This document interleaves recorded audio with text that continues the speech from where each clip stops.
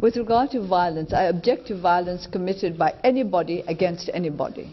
It does not matter whether the violence is committed by Buddhists or by Muslims or by Christians. I object to it entirely.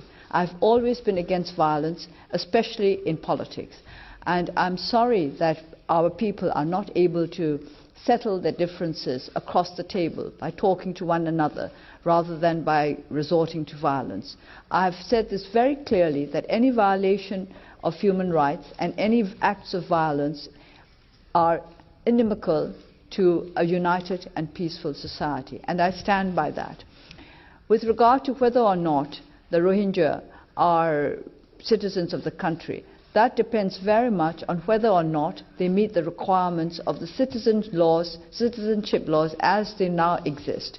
There are those who say that the Burmese citizenship laws, which are based on the 1982 law, are not fair. Now that is a different question.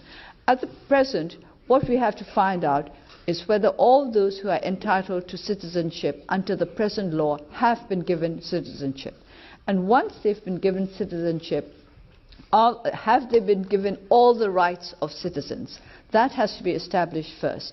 And then we must go on to assess this citizenship law to find out whether it is in line with international standards.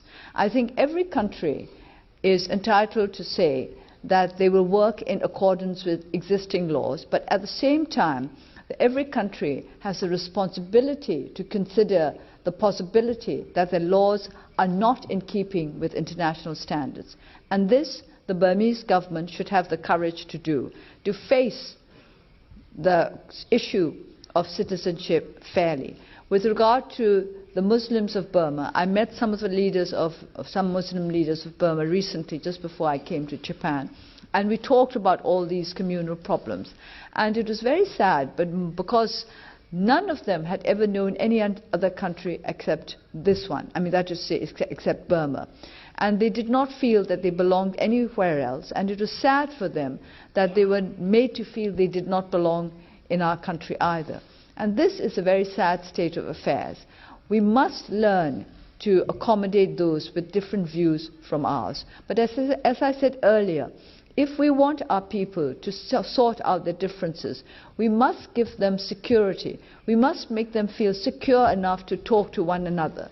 If you don't feel secure enough to go out of your house, if you're afraid that every time you go out of the house you might be attacked by somebody from a different community, how can you expect them to sit down and sort out their differences? Which is why I put so much emphasis to rule of law, and which is why people find my attitude so boring, because the rule of law is not exciting, but it is very necessary.